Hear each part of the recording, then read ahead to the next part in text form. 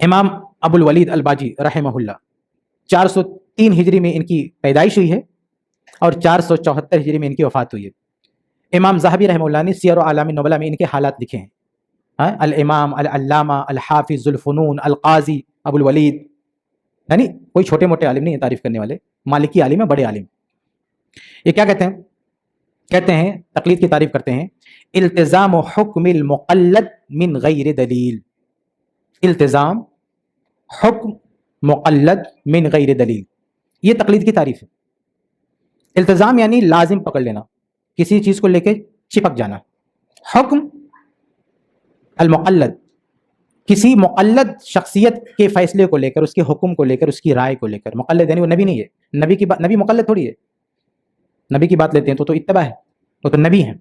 مقلد یعنی کسی شخصیت جس کو ہم نے چن لیا، منتخب کر لیا کہ ان کی تقلید کرنی ہے، ان کو مقلد سے امام ابو حنیفہ رحمہ اللہ، امام شافعی رحمہ اللہ، کوئی بھی۔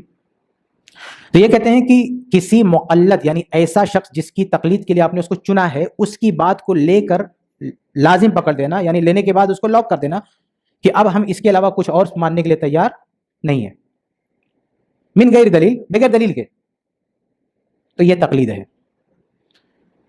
اس کو اور آسان الفاظ میں آپ کو سمجھاتا ہوں کہ اگر آپ نے کسی کی بات مانا بغیر دلیل کے، لیکن آپ کا ارادہ کیا ہے کہ اس بات کو میں حرف آخر نہیں سمجھ رہا ہوں، اگر کل بھی اس کے خلاف کوئی بات آگے میں اس کو چھوڑ دوں گا، تو اس کو التزام نہیں کہتے، اس کو بولتے ہیں آپ نے صرف قبول کیا ہے، لیکن اس کو حرف آخر نہیں سمجھا آپ نے، اس سے آپ چپک نہیں گئے ہیں، اس کو آپ چھوڑ دیں گے کل، یہ تقلید نہیں ہے۔ بھلے بغیر دلیل کا آپ نے لیا، لیکن جیسے دلیل آتی ہے آپ اس کو چھوڑ دیتے ہیں، یہ تقلید نہیں ہے۔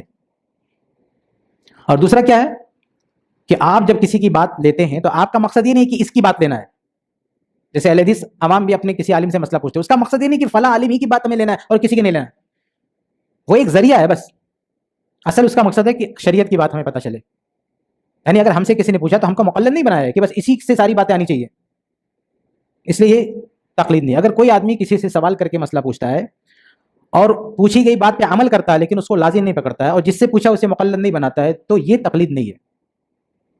تقلید میں دو چیزیں آنا ضروری ہے، بلکہ تین کہہ لیجیے، تین چیزیں۔ نمبر ایک، جو بات آدمی مان رہا ہے اس کو لازم پکڑ لے۔ نمبر دو، جس کی بات لے رہا ہے اسے مقلد بنائے۔ نمبر تین، اس پر کوئی دلیل نہ ہو۔ یہ تعریف کہتی ہے التزام حکم المقلد من غیر دلیل۔ یہی وہ چیز ہے جو صحابہ، تابعین، اتباع تابعین کے بعد وجود میں آئی ہے، پہلے یہ چیز نہیں تھی۔ پہلے کیا تھا؟ پہلے لوگ کسی سے مسئلہ پوچھتے تھے لیکن اس کو لاک نہیں کرتے تھے، دلیل آئی چھوڑ دیتے تھے، اور جس سے مسئلہ پوچھ رہے اس سے کوئی غرض نہیں تھا کہ اسی سے ساری باتیں پوچھنی ہے۔ لیکن صحابہ، تابعین، اتباع تابعین کے بعد کیا ہوا؟ لوگوں نے مسئلہ پوچھتے ہوئے کیا پابندی کرنا شروع کر دیا کہ ہم کسی کو طے کریں گے وہی ہم کو مسئلہ بتائے گا، مقلد بنایا۔ دوسرا، اس کی دلیل ہو یا نہ ہو بغیر دلیل کے مانیں گے۔ تیسرا، جو بات مانیں گے اسی پہ جمے رہیں گے۔ یہ تقلید ہے، سمجھ رہے؟ یہ ہے تقلید۔ اگر کوئی اہل حدیث اپنے کسی عالم سے کوئی مسئلہ پوچھتا ہے، کچھ نہیں سمجھتا، بغیر دلیل کے پوچھتا ہے، مانتا ہے، مقلد نہیں ہے وہ۔ یہ تو صحابہ ایسے کرتے تھے، تابعین ایسے کرتے تھے۔ مقلد تب ہوگا جب کسی عالم کو مقلد بنا لے، اس کی بات لے کے اسی پر جم جائے، ٹھپا لگا دے، اب اس سے میں ہٹنے والا نہیں ہوں۔ اہل حدیث ایسا کرتا نہیں کرتا؟ بچے کے کان میں اذان دینا صحیح ہے؟ نیا بچہ پیدا ہوتا ہے اس کے کان میں اذان دینا درست ہے؟ ہاں، دیکھیے ضعیف حدیث، کتنے زمانے سے اہل حدیث عمل کرتے آ رہے تھے، جیسے پتا چلا حدیث ضعیف ہے اٹھا کے پھینک دیا مسئلہ، ہے نا؟ کیونکہ وہ مقلد نہیں تھے، ان کے لیے کوئی پرابلم نہیں ہے، بغیر دلیل کے پہلے بھی عمل کر رہے تھے، وہ سمجھ رہے تھے کہ یہ بات صحیح، جبکہ اس کی دلیل نہیں ہے۔ دلیل کس کو بولتے؟ صحیح دلیل نا، صحیح حدیث۔ وہ تو ضعیف حدیث تھی، وہ دلیل ہی نہیں ہے، وہ بغیر دلیل کے بات مانتے آ رہے تھے۔ آج پتا چلا بھائی یہ تو دلیل نہیں ہے، اہل حدیث نے کیا کیا؟ اٹھا کے پھینک دیا اس کو، ایک لمحہ کی تاخیر کیا نہیں کیا، کیونکہ وہ متبع ہے، مقلد نہیں ہے۔ مقلد پھینکے گا؟ کبھی نہیں پھینکے گا، مقلد نے تو اس کو پکڑ کے لاک کر لیا۔ تو یہ ہے التزام۔ التزام کا مطلب یہ التزام، یہ مقلدین کو مقلد بناتا ہے، اہل حدیث کو متبع بناتا ہے، کیونکہ اہل حدیث کیا التزام نہیں ہے، مقلدین کیا التزام ہے۔ اہل حدیث کیا مقلد بھی نہیں ہے، کوئی کسی سے بھی پوچھ لیں گے، کوئی بھی عالم ان کے یہاں نہیں، ایک شخصیت نہیں، امام ابو حنیفہ، بس انہی سے لینا ہے۔ باقی امام شافعی کتنے بڑے مجتہد ہوں، وہاں سے آئے گا تو ہم نہیں لیں گے۔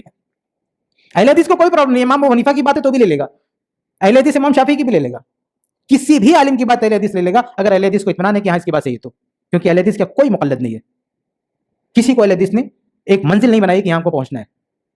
تو تقلید کیا ہے؟ التزام و حکم المقلد، کسی آدمی کو مقلد بنا کے اور اس کی بات کو لازم پکڑ لینا بغیر سر پیر کے، بغیر دلیل کے، یہ ہے تقلید۔ یہ تقلید کی تعریف میں نے آپ کے سامنے رکھی ہے۔ اس تعریف کی روشنی میں کوئی بھی اہل حدیث کو مقلد ثابت نہیں کر سکتا، نہ کوئی صحابہ کو مقلد ثابت کر سکتا، نہ کوئی تابعین کو مقلد ثابت کرتا. یہ ہے تقلید کی تعریف، جو خود ایک مالکی عالم نے کر رکھی اپنی کتاب میں. وہ ہمارے گھر سے بھی نہیں، یہ مقلدین کا گروپ ہے، ان کی کتابیں، وہاں سے میں پڑھ رہا ہوں.